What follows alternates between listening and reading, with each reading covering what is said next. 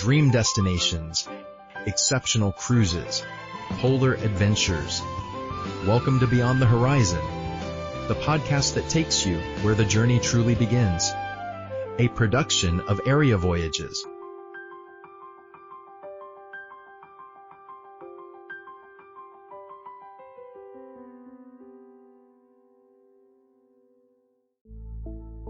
Imagine this. You are spending, $20,000, maybe more, on this total bucket list luxury and Arctic cruise. Right. The trip of a lifetime. Exactly. You've been dreaming about this for literally years. You pack all your specialized gear, you fly all the way down to the bottom of the world, and you walk up to the port, only to realize you somehow accidentally booked a ticket on, a working Norwegian mail ferry. Which is a terrifying realization. It's a nightmare. Or, flip that entirely. You want this really gritty, authentic historical journey up the freezing coast of Norway, right? You want to mingle with locals, see the real culture, and you end up standing on the deck of this hyper-modern, battery-powered luxury megaship, feeling just totally disconnected from the actual country you came to see. Yeah, entirely insulated from the environment. Exactly. And the crazy thing is, in 2026, this isn't just some made-up hypothetical travel nightmare. It is a very, very real booking trap hiding right behind one of the most famous historic names in the entire travel industry. Hurtigruten. You type that single word into your search bar today, and you are immediately walking into this massive corporate minefield. Conflicting ships, totally different inclusion models, and just wildly divergent travel philosophies. And the confusion is completely understandable because the visual branding still carries so much shared DNA. A consumer looks at those search results and they just assume, I'm looking at a unified 130-year-old company. Right, because it looks the same. It really does. But the reality out on the water today is this landscape of totally fractured identities. Which perfectly brings us to the core mission of our deep dive today. We are tearing down the 2026 landscape of this fractured brand so you know exactly what you're getting into before you ever type in your credit card number. Absolutely essential. And we are anchoring this entire analysis in this brilliantly detailed, newly updated 2026 travel guide. It's from ERI Voyages, written by a cruise specialist named Yvon Jr. Blanchette. It's a fantastic resource. It really is. He took on this massive task of mapping the exact fault lines between the original Norwegian postal route and its global expedition offshoot. So we're going to look at the ships, the underlying economics, the wildly different daily schedules, and the specific type of traveler each of these companies is now actively hunting for.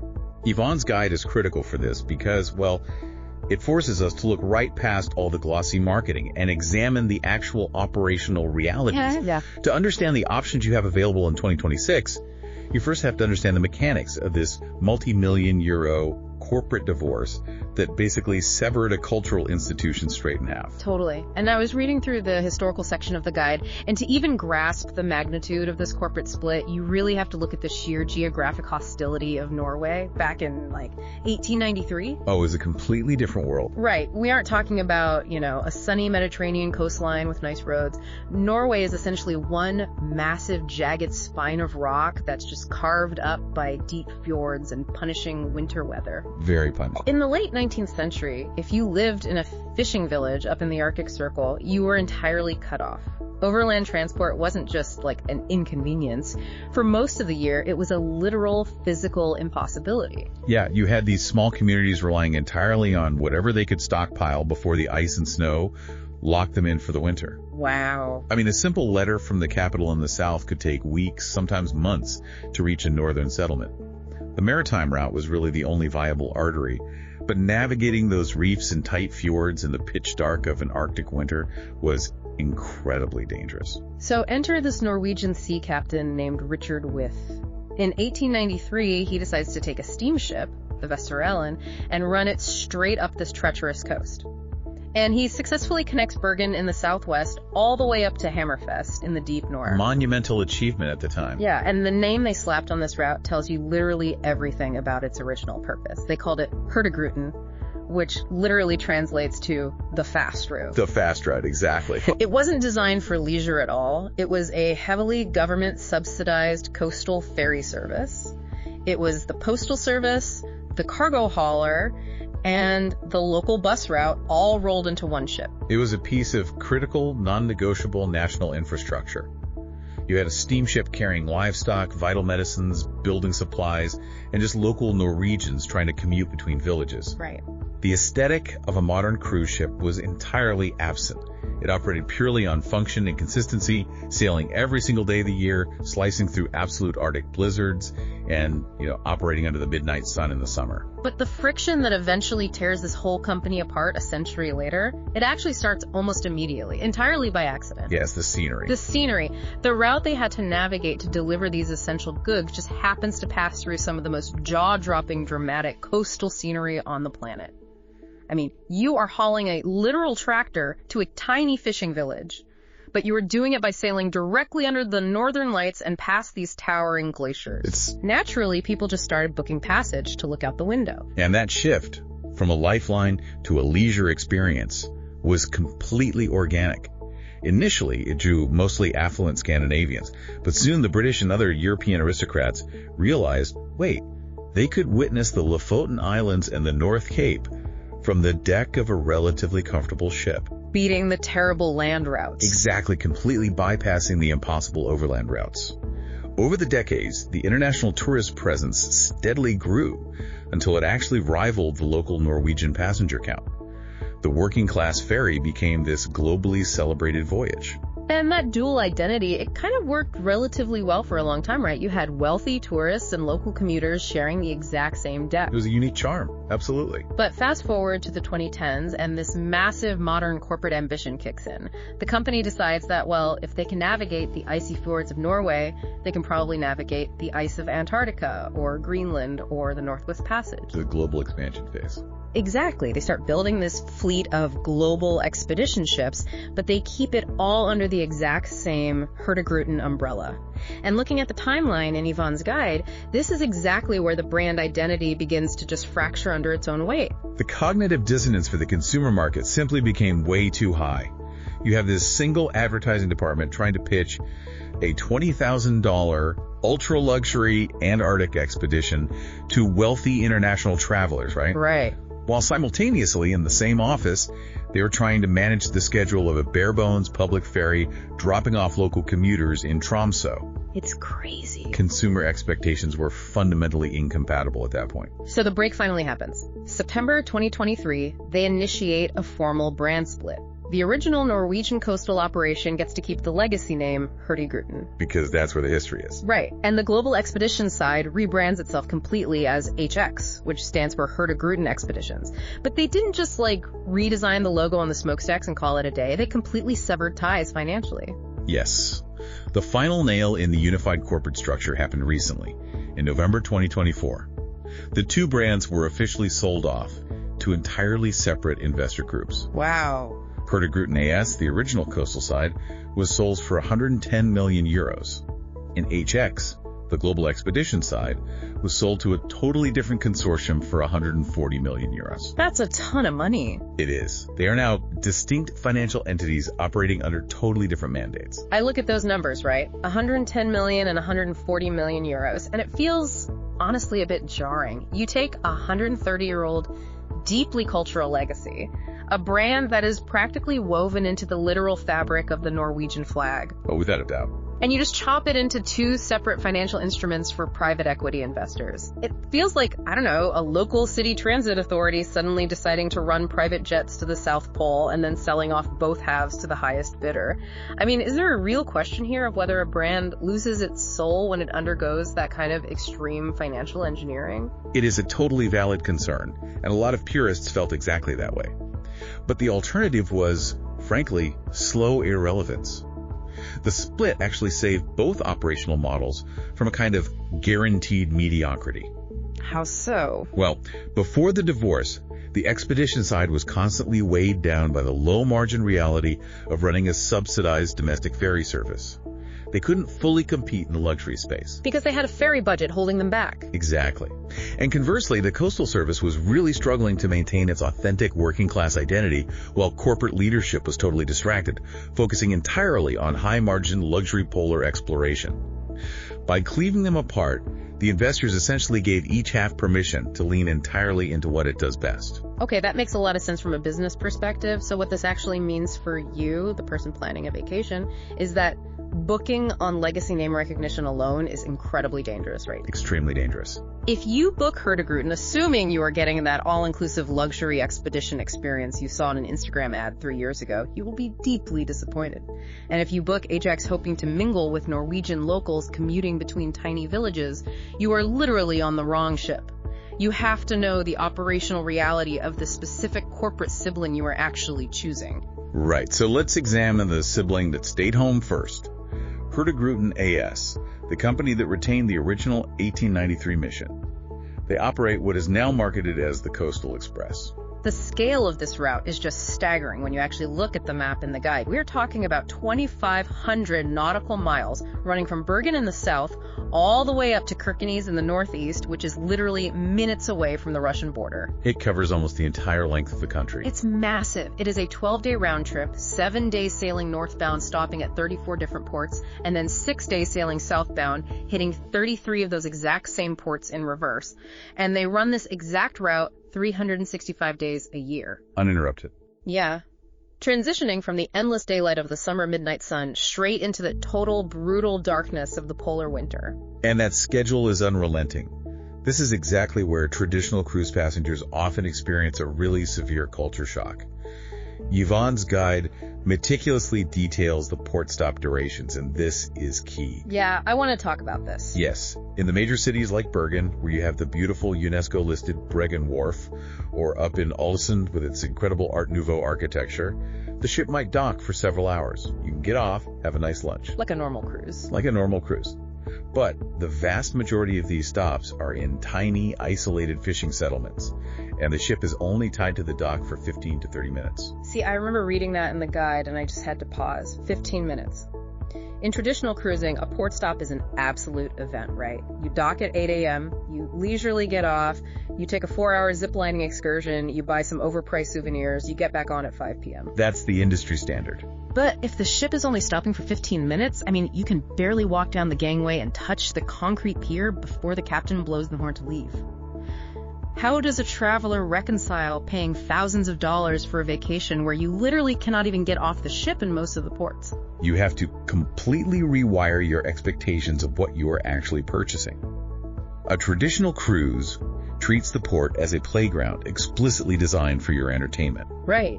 The Coastal Express is not a playground. It is a functioning artery of Norwegian commerce. You are booking an observational journey. The entire appeal is in the authenticity of the routine. So you are basically watching the country actually work.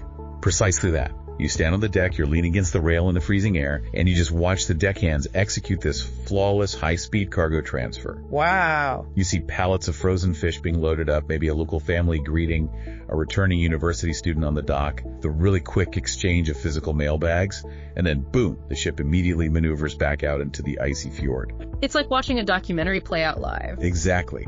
You are a passive witness to the real, totally unvarnished rhythm of coastal life.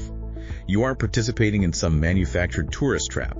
You are observing a vital piece of national infrastructure in motion. That is fascinating. But I mean, it requires a traveler who is really comfortable with a very passive, contemplative kind of experience. Yes. But even within that strictly observational framework, Hurtigruten AS recognized that international tourists just have totally different tolerance levels for austerity, right? So they took their coastal product and split it into two very distinct tiers. Right. The original Coastal Express and the Signature Line. Right. The original Coastal Express is the most undiluted version of that historical vision. It operates across 7 ships in their fleet, and these truly function as working ferries.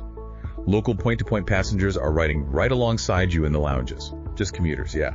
And the inclusion model on the original line is heavily stripped down. Your fare gets you your basic meals in the main dining room, which is called the Torget restaurant. But beyond tea, basic filter coffee, and tap water, literally every single beverage is an out-of-pocket expense. So no free wine with dinner. No, you're paying for it all. There is no included Wi-Fi. Every single shore excursion you might want to do costs extra. And crucially, the guide mentions you don't even get to pick your ship. That blew my mind. Yes, on the original line, your ship is simply assigned based on the departure date you happen to choose.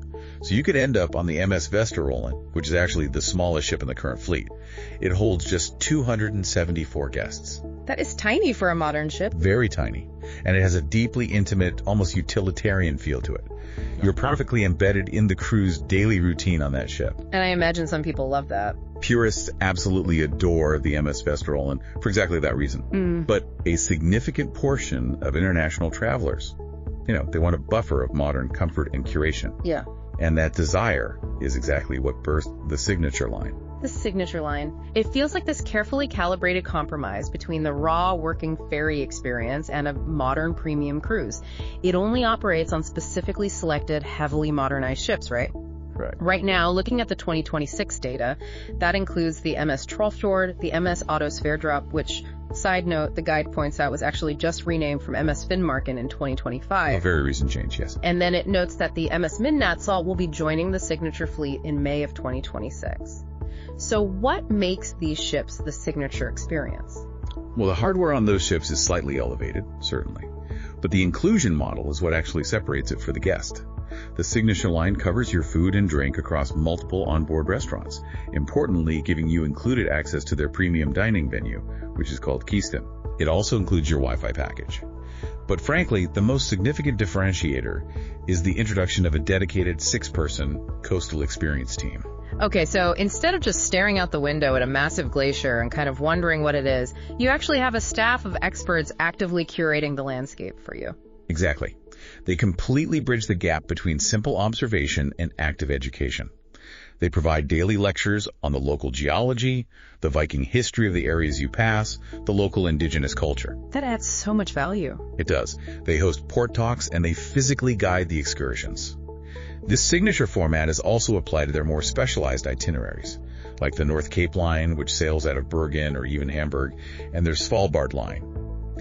It is explicitly designed for the traveler who wants the historic route, but simply demands a structured educational framework to contextualize what they are seeing. Makes perfect sense. But whether you choose that rugged original line or you upgrade to the curated Signature line, there is this one massive, unavoidable marketing hook that dominates Hurtigruten's entire winter sales strategy. Oh yes, we have to unpack the Northern Lights guarantee. According to Yvonne's guide, if you book a voyage of 11 days or more, departing between September 20th and March 31st, you are automatically covered by this policy. It's their biggest selling point. The premise is that if the deck officers do not record a confirmed sighting of the aurora during your specific trip, Hurtigruten will give you a free 6-day southbound coastal voyage on a future date. Which, on paper, sounds like this incredible ironclad promise of a natural spectacle. Right. But in reality, it is a brilliantly calibrated instrument of consumer psychology and risk management. Yeah, because I read the fine print in the source material, and the actual parameters of what constitutes a sighting are fascinatingly broad. It feels, honestly, a bit like a bakery offering a guaranteed cake experience. How do you mean? Well, you hear that and you assume you are getting this massive multi-tiered chocolate cake with perfect frosting. But then if a guy just walks past your window outside holding a single stale cupcake for 30 seconds, the bakery can turn around and say, well, you saw cake, guarantee fulfilled. That is a brutally accurate analogy. Because the guide explicitly notes that a faint, barely there glimmer of green light in the sky lasting for just 2 minutes entirely counts as a sighting. The officer logs it in the book, a quick announcement is made over the ship's PA system, and poof, the financial liability of the entire guarantee vanishes. The harsh reality of atmospheric phenomena is that they simply cannot be scheduled. You cannot force solar wind to interact with the Earth's magnetosphere on a timeline that is convenient for tourists holding a glass of wine. Right, so the traveler who boards expecting a guaranteed National Geographic level, sky on fire light show every single night is basically setting themselves up for massive disappointment. Absolutely. The guarantee isn't actually about ensuring a spectacular, life-changing show. It is about eliminating the final barrier to purchase. You have to consider the mindset of the buyer here. Okay, put me in their shoes. You are asking a consumer to spend thousands of dollars to fly up to the Arctic Circle in the dead of winter.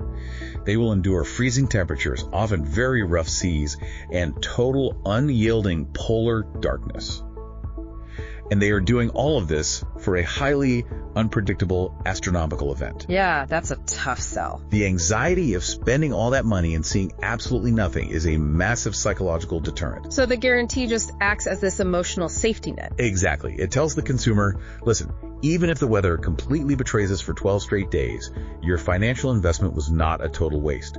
We will absorb the risk and give you another chance to come back. For a lot of guests, simply having that safety net in place makes pulling the trigger on the initial massive booking palatable. It is a financial risk reduction tool masquerading as a weather promise. That is just brilliant marketing, and that perfectly encapsulates the Hurtigruten AS side of the corporate divorce, right? It is historic, it operates on this grueling, highly functional schedule, it requires an observational mindset, and it leans really heavily into its local working class authenticity. That's the Coastal Express in a nutshell. So now let's completely switch gears and examine the sibling who took that 140 million euro investor payout, got a massive high-tech makeover, and just left the Norwegian coast entirely. Let's look at HX, the global expedition brand. This is where things get highly technological. If the coastal service is completely bound by the specific geography of a single nation, HX is designed to actively push into the most remote, technically demanding environments on the entire planet. The edge of the map. Literally. The fleet consists of 5 distinct, highly specialized vessels covering an enormous geographic footprint. They sail to Antarctica, obviously, but also the high Arctic of Svalbard, Greenland, Iceland, the notoriously treacherous Northwest Passage, the Galápagos Islands. And the guide highlights really exciting new 9 and 12 night itineraries launching in Alaska's Inside Passage specifically for 2026. Which is a huge market for them to enter. But to operate in those extreme environments, I mean, you can't just slap a fresh coat of paint on a standard Caribbean cruise ship and sail into the ice. The hardware has to be fundamentally different. It has to be built for purpose. And the flagships of the HX fleet are the MS Fridtjof Nansen and the MS Roald Amundsen, named after the legendary Norwegian polar explorers, of course. The engineering on these two ships is genuinely groundbreaking for the passenger sector. They are the world's first battery hybrid-powered expedition ships. And that hybrid propulsion is a critical evolution for the industry. They combine these massive traditional marine engines with huge battery packs.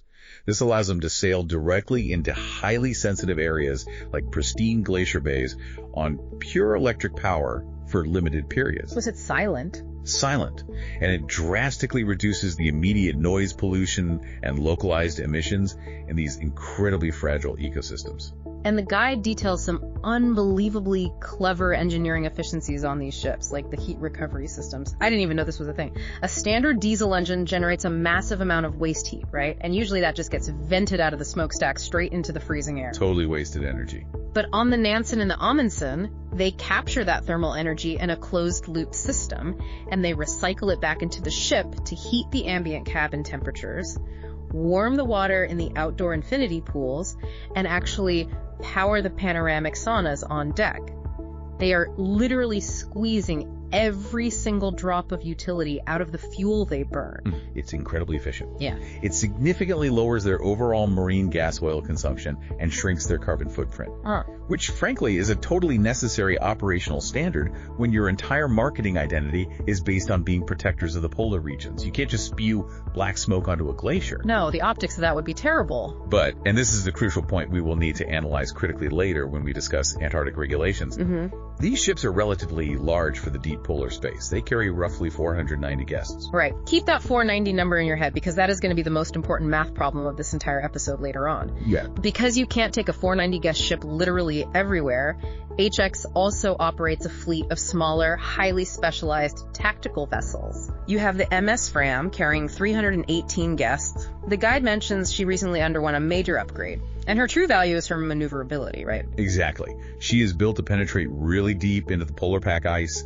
navigating tight, icy channels in Antarctica that would be frankly reckless for the larger 490 guest flagships to even attempt. Then you scale down even further to the MS Spitsbergen. She carries just 200 guests and is primarily deployed around the Svalbard archipelago.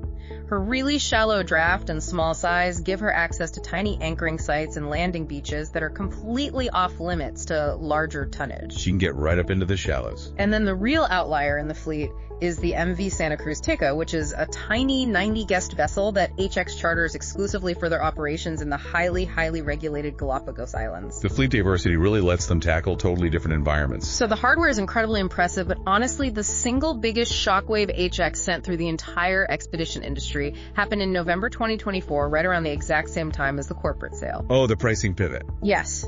They radically altered their pricing structure and pivoted to a fully 100% all-inclusive model. And this was interpreted as a direct, aggressive assault on the traditional premium and luxury expedition market. Because prior to this massive pivot, HX operated on a standard partial inclusion model. Meaning your base fare covered your room and your basic food, but you were swiping your plastic cruise card constantly for all the extras once you got on board. Right, which gets exhausting. I really want to break down exactly what is covered in the new 2026 model, because the list is extensive. Your fare now includes all meals across every single dining venue on the ship. It includes premium spirits, wines, and beers, and crucially, they are available at any time of day, not just poured out during a 2-hour dinner service. That's a big distinction. It covers every single daily guided expedition activity, so the Zodiac boat landings, the guided glacier hikes, the wildlife viewing encounters. It covers all of your crew gratuities, so no tipping envelopes at the end. It provides Starlink Wi-Fi access, assuming, of course, you are actually in a latitude where the satellites can connect. Which isn't always a guarantee in the Deep South. Fair point. But the inclusion of the physical wearable expedition gear is what fascinated me the most. I mean, is this actually a game changer, or is it just clever marketing to justify a higher upfront ticket price? The physical gear is where they fundamentally alter the friction of the entire pre-trip experience. It's brilliant. Okay, because the guide says every guest gets a premium polar-rated expedition jacket that they actually get to keep and take home. They get a reusable water bottle. The ship loans you these heavy-duty insulated waterproof boots and trekking poles for the entire duration of the voyage, meaning you don't have to figure out how to pack them. Right. And finally, you receive a complimentary professional digital photo album curated by the onboard photography team at the end of the trip. When you look at that list, I admit, to a layman, it just sounds like standard cruise line marketing fluff. Free jacket, woohoo! But it is actually a highly surgical strike against what I like to call the expedition tax. Okay, unpack that term for us. What exactly is the expedition tax? Think about the hidden economic and really the psychological friction of booking a polar journey with a standard cruise line that isn't fully inclusive. You drop $15,000 on the cruise ticket. Immediately, you have to spend the next 3 months stressing over gear. Scouring internet forums for coat recommendations. Exactly. You have to go to a specialized outdoor retailer and drop $400 or $500 on a highly specific, brightly colored, waterproof parka that, let's be honest, you will likely never wear again once you return to your suburban life in Ohio. It just sits in the closet forever. Then you have to purchase these massive, heavy, insulated rubber muck boots. They are incredibly heavy. They take up literally half of your checked suitcase. And suddenly you are paying the airline exorbitant overweight baggage fees before you even reach the embarkation port. The logistical headache alone is massive. It is. Then you finally get on board and the nickel and diming begins. You want a warm glass of whiskey to warm up after a freezing wet Zodiac ride. That's an extra charge. You want to tip the incredible guides who kept you safe around a massive leopard seal. That's an envelope of cash you have to calculate at the end of the trip. It ruins magic. And the most insidious part is the photography. You reach the absolute emotional climax of the voyage. You are looking at these stunning photos of yourself standing next to a massive king penguin colony, and the ship's photographer demands $300 to unlock the high-resolution files. Oh, that completely poisons the memory. You feel like a walking ATM at the exact moment you are supposed to be experiencing the majesty of untouched nature. Precisely.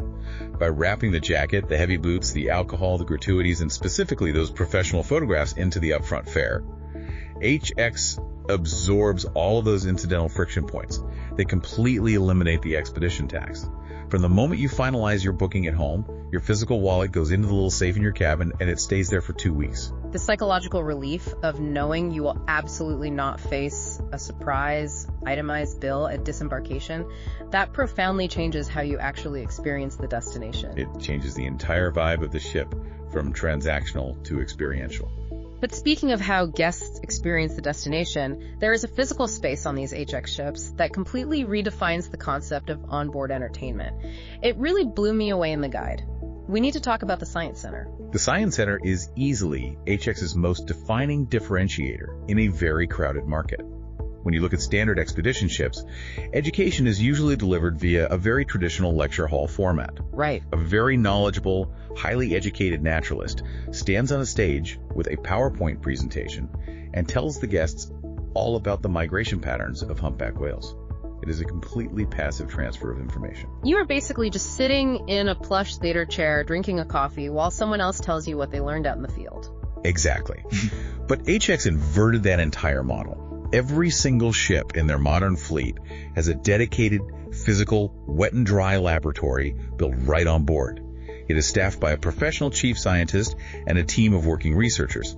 And this facility is entirely open to guest participation. The guide makes it super clear. This isn't just like a cute gimmick where you look through a microscope at a pre-prepared slide for 5 minutes.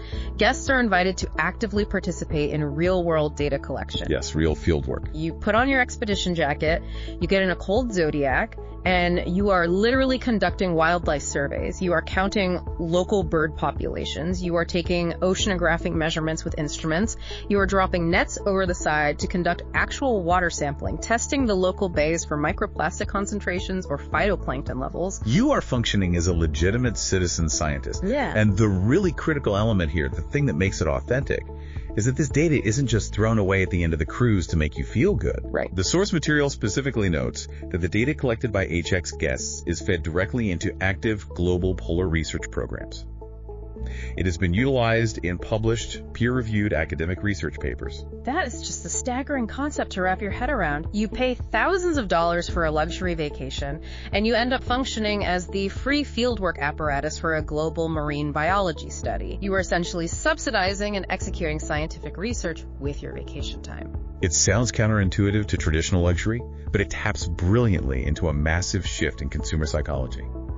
We are moving deeply into the era of impact tourism. Impact tourism. Yes. Modern travelers, particularly the younger demographics who now have significant disposable income, they are highly cynical about traditional passive luxury. They do not want to just passively consume a pristine environment from a balcony. They feel this intense moral obligation to leave a place not just having seen it, but having actively contributed to its preservation or its scientific understanding. So the Science Center provides a legitimate structured framework for genuine scientific outcomes. It transforms the guest from a wealthy passive spectator into an active participant in global conservation. Exactly. It's a hugely powerful value proposition. It is, but it obviously begs the bigger question. How does this 490 guest hybrid ship, with its free jackets and its hands-on citizen science laboratory, actually stack up against the broader market? Because HX is obviously not sailing in a vacuum down there. The competition in the polar expedition space has absolutely exploded over the last decade. It has become a fierce arms race. An arms race of pure luxury and technology. It is an incredibly competitive landscape. Yvonne Junior Blanchet's 2026 guide breaks down the primary competitors in great detail, and honestly, comparing their operational models to HX is the only real way to understand where HX actually fits in the industry hierarchy. Let's start with Viking Expeditions. They operate two massive ships, the Octantis and the Polaris. What is their specific angle when they sail into the polar regions? Viking commands massive respect in the industry. Their expedition ships carry 378 guests, so they're slightly smaller than the 490 guest HX flagships. Viking's brand identity leans heavily into a highly refined, deeply academic iteration of luxury. The guide mentions their library. Yes, for instance, the library on board isn't just a shelf of random paperbacks left by previous guests. It is physically curated by Cambridge University's Scott Polar Research Institute. It literally sounds like an Ivy League faculty club that just happens to float in the ice. It really does. Yeah. And technologically, they are very aggressive. They carry actual onboard submarines, which is a massive draw for travelers who want to see the undersea ice walls. However, the guide notes the economic reality here. Their price point is notably higher than HX. Furthermore, unlike HX's big November 2024 pivot, Viking still charges crew gratuities separately, so it is not a pure, wallet-free, all-inclusive experience. Okay, so moving slightly up the luxury ladder, we have to look at Seabourn. Seabourn operates in the absolute ultra-luxury stratosphere. Their expedition vessels carry just 264 guests. Very intimate. They also deploy 2 submarines. But Seabourn's core identity is uncompromising, white glove hospitality. Food is a big deal for them, right? Huge. They feature dining curated by Michelin-starred chef Thomas Keller. The core promise of Seabourn is that you can spend your morning freezing on a wet Zodiac in the brutal Drake Passage, and then spend your evening experiencing a level of culinary service that rivals the best fine dining restaurants in Paris or New York. Wow. It is the absolute pinnacle of traditional, polished luxury operating in a hostile environment, and naturally it carries the absolute highest price point in the segment to match that promise. Then you have Scenic, who markets their ships as discovery yachts. I love that term. Scenic really takes the technological arms race to its logical extreme. Their ships carry a very intimate 228 guests, and they don't just have a submarine. They feature 2 actual onboard helicopters on every single ship. Okay, the sheer logistics of operating 2 helicopters off the moving deck of a ship in Antarctic wind conditions, that must be staggering. It is an incredible feat of marine engineering and aviation. Though, it's worth noting, actually booking a flight on one of those helicopters comes at a significant additional cost on top of your base fare. Of course it does. Their base fare, however, is deeply all-inclusive, covering premium spirits and full butler service for every suite. Naturally, the entry price for a Scenic voyage is dramatically higher than what you'd pay for HX. And finally, the guide highlights Silversea. Silversea is arguably the veteran heavyweight of the ultra-luxury expedition space. They operate a really varied fleet, ranging from incredibly small 100-guest vessels all the way up to 334 guests. And they have a really famous ship. Yes. The standout asset here is the Silver Endeavour. It holds one of the highest possible ice class ratings in the entire passenger sector. That makes it incredibly capable of pushing deep, deep into the solid pack ice, allowing Silversea to offer the broadest and deepest destination coverage within that ultra-luxury tier. Okay, let's take a breath and look at the brutal math here. We have Viking at 378 guests, Seabourn at 264, Scenic at 228, Silversea hovering anywhere between 100 and 334. These are relatively small, hyper-expensive, ultra-luxury vessels. Yes. And then on the other hand, we have the HX flagships, the Nansen and the Amundsen, carrying roughly 490 guests at a much more accessible premium price point. That 490 guest capacity, that is the absolute elephant in the room when we talk about polar travel, specifically regarding Antarctica. Why does that specific number, 490, fundamentally alter the daily experience of the passenger? Yeah, because this is the single most important technical detail anyone booking an Antarctic expedition must understand before they pay. And it all revolves around one acronym: IA2. Break that down for us. What exactly is IA2? IA2 is the International Association of Antarctica Tour Operators. They are the primary regulatory body tasked with protecting the incredibly fragile Antarctic environment from the massive surging influx of modern tourism. And they operate with strict, completely non-negotiable regulations. The most critical rule they enforce dictates exactly how many human beings are allowed to step foot on the Antarctic shoreline at any single landing site at one time. And that limit is strictly capped at exactly 100 people. 100 people, period. Just to protect the penguin colonies, prevent the degradation of the ice, and manage the whole biosecurity risk. Exactly. You cannot simply pull a massive ship up to a pristine beach and let 500 excited people stampede onto the ice all at once. It has to be highly, highly managed. So because the HX flagships carry roughly 490 guests, they face a massive logistical bottleneck that the smaller ultra-luxury ships simply do not. The math doesn't lie. The guide explicitly points out that to comply with that 100-person IATO limit, HX must rotate its guests through a strict 5-shift system for every single landing. Let's actually walk through the literal logistics of a 5-shift rotation, because I think a lot of people just don't realize how much precious time this burns. Let's say we arrive at a beautiful penguin colony at 8 a.m. Right. So Group A gets into the Zodiacs and goes ashore. There are now 100 people on the ice. Group B might be cruising around the nearby icebergs in their Zodiacs, waiting for their turn to land. Group C is back on the ship, sitting in a mandatory biosecurity briefing. Group D is just eating breakfast. And Group E is participating in a water sampling project in the Science Center. And then after maybe an hour or so, everyone has to aggressively cycle. Group A has to be shuttled all the way back to the ship. They have to be bio-scrubbed to remove guano and put away before Group B can even step onto the ice. It is a massive, exhausting, choreographic puzzle for the crew. It takes hours. And the practical result for the guest is simple math. It is exactly like buying a general admission ticket to a massive, highly popular theme park. Oh, I like this analogy. You get in the gate for significantly less money than a VIP Fast Pass, and you absolutely get to experience the rides. But because the park is operating near total capacity, you are going to spend a significant portion of your day just waiting in line for your turn. So your actual time on the ride in this case, your actual time standing physically on the Antarctic ice is inherently going to be shorter. Exactly. On a competitor's ship carrying, say, 200 guests like a scenic vessel, they might only need to run 2 quick shifts. The turnaround is incredibly fast. Therefore, each individual guest on the smaller ship gets significantly more duration actually standing on the ice during a landing.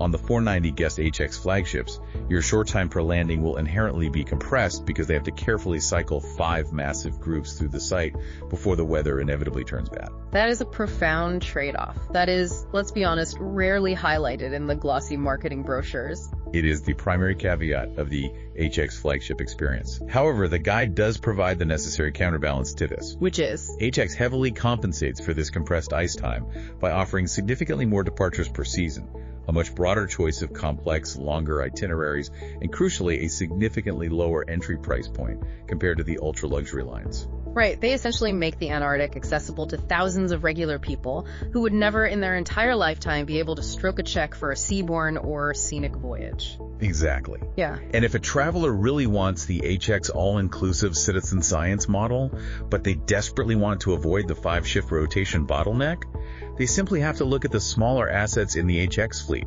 like booking the MS Spitsbergen at 200 guests. So you have to perfectly match the ship's physical capacity to your personal tolerance for queuing and crowds. 100%. Okay, let's synthesize all of this. We have dismantled the deep history, the multi-million euro corporate split, the wildly different pricing models, and the harsh operational realities. If a listener is sitting at their laptop right now, staring at the booking screen, how do they finally finalize the decision between these 2 divorced corporate siblings? Let's start with the legacy side. Who is the absolute ideal candidate for Hurtigruten AS, the Coastal Express? You book Hurtigruten if your absolute primary goal is unfiltered, raw, Norwegian immersion. It is for the traveler who wants to experience the country the exact way the locals experience it, aboard a working vessel that serves real, functioning communities. Not a floating resort. Right. You choose it if your priority is observing the dramatic coastal scenery, the deep fjords, the isolated Lofoten Islands, and you are completely willing to trade curated, high-end luxury for that gritty authenticity. It appeals to history buffs who deeply respect the 130-year-old operational legacy of the original route. And of course, it is the definitive choice for Northern Lights hunters who want the financial security of the guarantee and who are totally comfortable with the unglamorous working-class reality of a frantic 15-minute port stop. Okay, perfect. And who is the ideal candidate for the HX Expedition product? You book HX if you are a traveler looking for a comprehensive, high-value, totally all-inclusive expedition experience without crossing over into the exorbitant ultra-luxury price brackets. It is explicitly designed for active travelers who want daily Zodiac landings and guided physical hikes to form the absolute core of their vacation. And solo travelers, right. The guide mentioned them. Yes, the guide heavily recommends HX for solo travelers as they frequently eliminate the dreaded single supplement penalty. Which is huge. It's massive. The industry standard forces solo travelers to basically pay double to cover the missing second passenger in the cabin. HX dropping that fee is a massive market disruption. Wow. But most importantly, you choose HX if you desperately want to be an active participant. If your personal idea of travel is rolling up your sleeves in the science center, dropping testing nets into the freezing water, and contributing real data to global research, rather than just passively taking a helicopter ride to look at the ice from above. We started this deep dive looking at a deeply confusing, totally fractured search engine result, a jumble of identical-looking ships and conflicting promises. But by tracing the lineage from Richard Wyth's humble 1893 steamship, battling the dark Arctic winter to deliver the mail, all the way through the friction of global expansion to the 250 million euro corporate divorce of 2023 and 2024, the landscape finally makes perfect sense. The split was entirely inevitable, and ultimately was incredibly necessary. It birthed two incredibly distinct titans in the global travel space. The rugged, observational, working-class charm of Hurtigruten's Coastal Express, and the hyper-modern, totally all-inclusive, science-driven global reach of HX. Right. The ultimate key takeaway for any consumer is that you absolutely must interrogate why you are traveling before you ever input your credit card. Are you traveling to quietly, respectfully observe the rhythm of a foreign culture? Or are you traveling to actively intervene and participate in global exploration? Booking the correct ship is entirely dependent on matching the company's harsh operational reality to your personal travel philosophy. Which brings us to a final thought I want to leave you with, something that goes way beyond the deck plans and the inclusion lists we've talked about. We are living in an era where the entire concept of travel feels increasingly manufactured. Highly manufactured. Right. Every single destination is heavily curated, perfectly lit, optimized for an algorithm, and packaged for rapid social media consumption. But these two brands, which were born from the exact same historical DNA, they offer a profoundly fascinating divergence in how we are allowed to seek authenticity in the modern world. It really is an ideological split, just as much as a corporate one. Consider the choice you have to make. Is true authenticity found by passively surrendering to the unglamorous working-class reality of a local ferry? By simply accepting that the ship is going to blow its loud horn and leave the dock after 15 minutes, whether you had time to buy your little postcard or not, simply because the frozen fish must be delivered on time? Is true authenticity found purely in observation? Or is it the other path? Exactly. Or is true authenticity found on the other side of the corporate divide? Is it found by putting on a premium expedition jacket, stepping into a high-tech floating laboratory, and actively becoming a citizen scientist at the very edge of a rapidly warming polar ecosystem, by gathering actual data that might actually shape future environmental policy? It fundamentally is the choice between being a passive witness to history or an active participant in the future. And it all comes all the way back to that initial search bar. When you type in that famous name, you aren't just choosing between a ferry and a hybrid ship. You are essentially choosing which version of the real world you actually want to see. Something to think about the next time you dream of the ice.